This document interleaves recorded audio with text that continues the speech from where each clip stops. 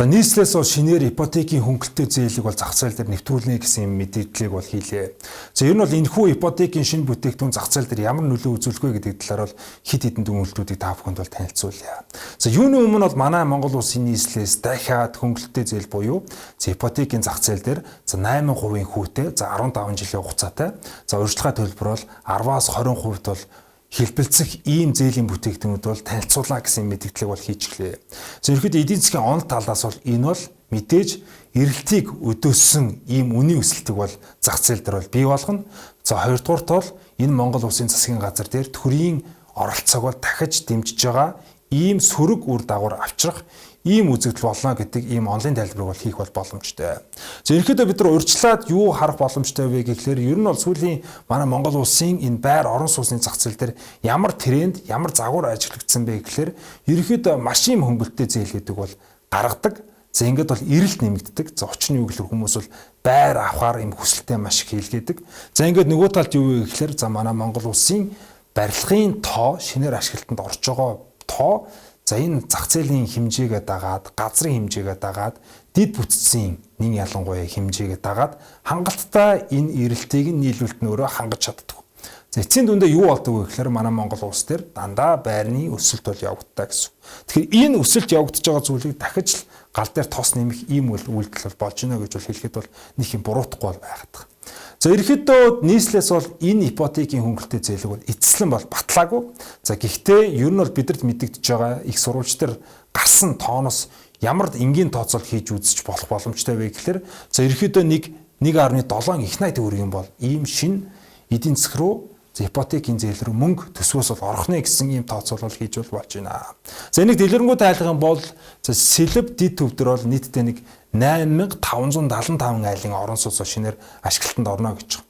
За энийг нь бол ер нь бол нэг орон сууц, нэг өрхийн орон сууц нь за 50 м квадрат гэж үзэх юм бол за яг одоо шинэ байрны орон сууцны үнээр нь үржүүлээд үзэх юм бол за ерөөхдөө нийт энэ бүх орон сууцны үнэлгээ нь өөрөө 2.1 их найт төгрөг бол болно гэсэн юм урьдсан бол тооцоол гарч байгаа. За эндээс нь бол тэр 20 хүртэл хувь гэдгийг за нийт нь бол 20% урьдчилгаа бол цаанаас нь шаардаад ингээд үлдсэн нь бол ипотекийн зээлийн урт хугацааны зээл гарна гэж бид нар үзэх юм бол за нийтдээ ингээд 1.7 их найт төгрөгийн ийм хэмжээний урьдчилан тооцоолоор за ийм хэмжээний зах зээл дээр бол мөнгө орох нэ гэсэн ийм зүйлийг бол бид нар гаргах юм боломжтой.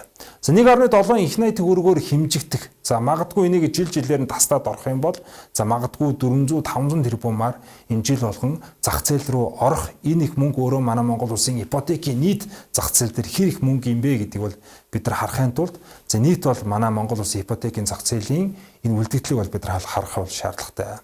За ингээд түрүү миний ярьсан тоо бол за дунджаар нэг нийт манай Монгол улсын ипотекийн зээлийн үлдэгдлийн 15% орчим за хувьтай тэнцэх ийм хэмжээний мөнгөөр бол дүн бол бид нар ярьж байна.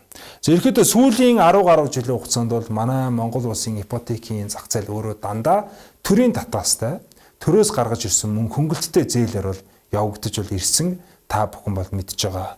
За ийм ч учраас бол ер нь ипотекийн энэ зээлийн үлдэгдэл бол маш өндөр хуваар бол жил болгон өөрөө бол өсөж ирсэн.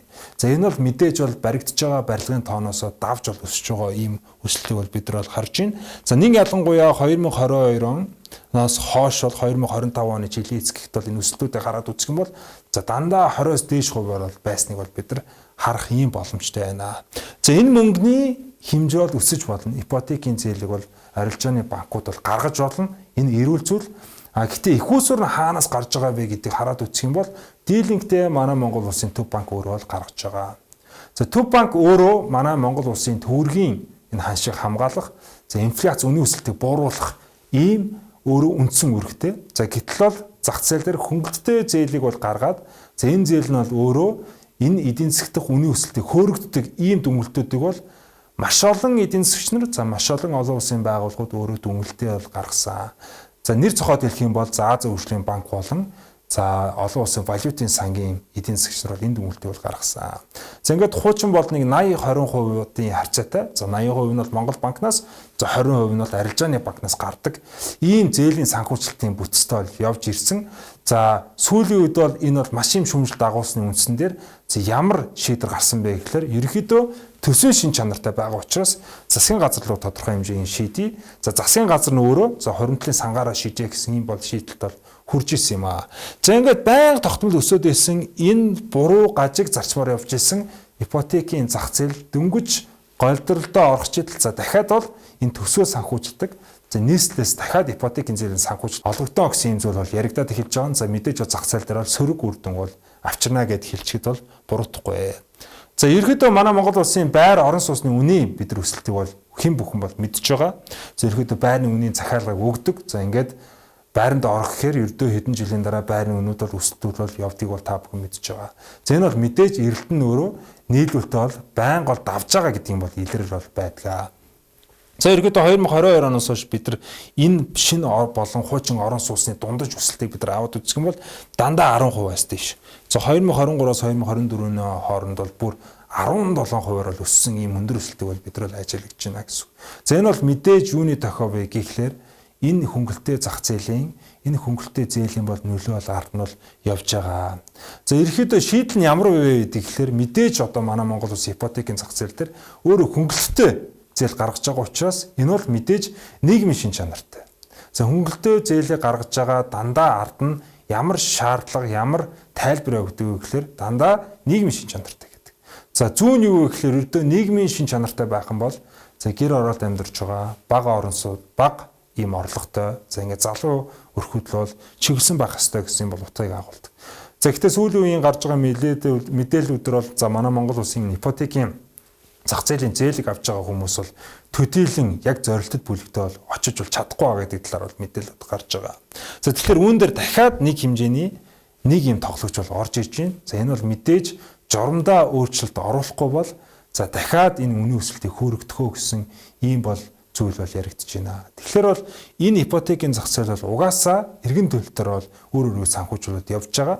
За журамдаа өөрчлөлт оруулах за бага метр квадраттай, за гэр оролт амьдардаг, за мөн бага орлоготой иргэдлөө дахиж энэ хөнгөлтэй зээлийг төвлөрүүлэхгүй бол за ерөнхийдөө эдийн засгаар бол үнийн өсөлтийг бий болох ийм ард нь бол аюул бол явж байна гэдгийн тайлбарыг бол хийх юм боломжтой байна. За ингээд шинэ нэвтрүүлгээрээ за нийслэлийн ипотекийн зах зээл дээр оруулах байгаа шинэ их усрын талаар тайлбар өглөө. Анхаарал тавьсан баярлалаа.